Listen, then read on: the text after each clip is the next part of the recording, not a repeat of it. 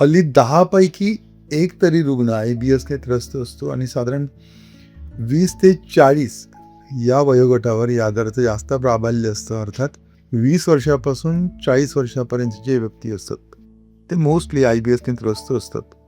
आणि हा एक पचन संस्थेशी संबंधित अतिशय जुनाट आणि चिकट आजार आहे. चिकट या अर्थाने की जो लवकर औषधांना दाद देत नाही आणि जर तो वेळीच आपण त्याच्यावर व्यवस्थित चिकित्सा नाही दिली ना, तो मात्र गंभीर स्वरूप धारण करते. एकदा का तो आजार गंभीर झाला, जगण्याची जी उर्मी असते किंवा जी जगण्यातली मजा असते ना, तर ती निघून जाते. तर सतत चिंतेत राहणं या आजाराचं प्रमुख कारण असतं. ज्यांच्या डोक्यात सतत पोट असतं, अर्थात जे सतत पोटाचा विचार करत असतात, त्यांच्या पोटात कायम डोकं असतं. अर्थात आतड्याशी संबंधित क्षुल्लक तक्रारी सुद्धा त्यांना सतत व्यथित करत असतात. तर चिंता किंवा स्ट्रेस हे एकमेव अतिशय महत्त्वाचं कारण आहे IBSसाठी.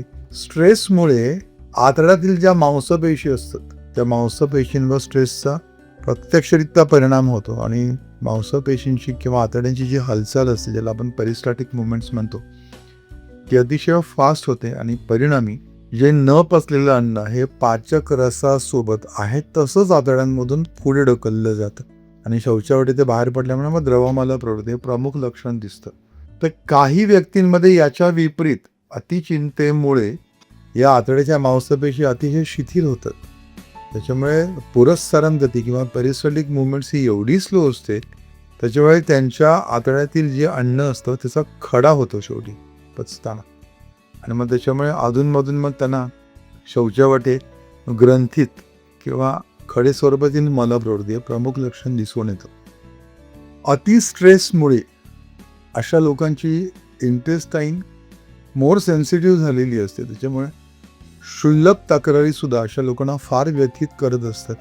सततची चिंता, भीती किंवा एखाद्या विशिष्ट गोष्टीचा घोर घेणं किंवा सतत काळजीत राहणं, याच्यामुळे खरं तर तुमच्या इंटेस्टाईनमधला जो बॅक्टेरियल फ्लोरा असतो तो डिस्टर्ब राहतो आणि त्याचा परिणाम अन्नाचं व्यवस्थित पचन नाही होत आणि परिणामी खाल्लेलं जे अन्न असतं ते आहे तसंच शौचावाटे बाहेर पडतं.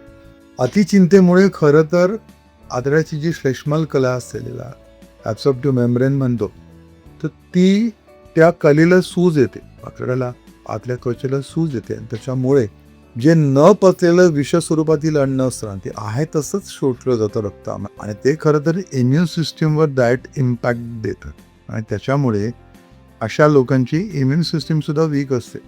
अतिचिंतेमुळे खरं तर स्ट्रेस हार्मोन्स तयार होतात आणि त्या स्ट्रेस हार्मोन्समुळे आतड्यातील आतली जी काही एक ॲब्सॉर्प्टिव्ह मेम्ब्रेन असते त्याला सतत सूज राहते.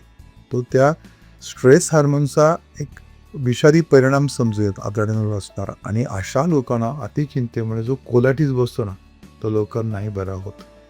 अतिचिंतेमुळे विस्कळीत झालेला आतड्यांचा जो रक्तपुरवठा असतो ना, तो रक्तपुरवठा हा आतड्याची कार्यक्षमता हळूहळू मंदावत, एकदा का आजार लागलात ना किंवा तो लवकर सुटत नाही. त्याच्यामुळे कितीही पथ्याचं अन्न घेतलं तरी न कळत थोडीफार लक्षणं ही आयुष्यभर सोसावी लागतात अशा लोकांना.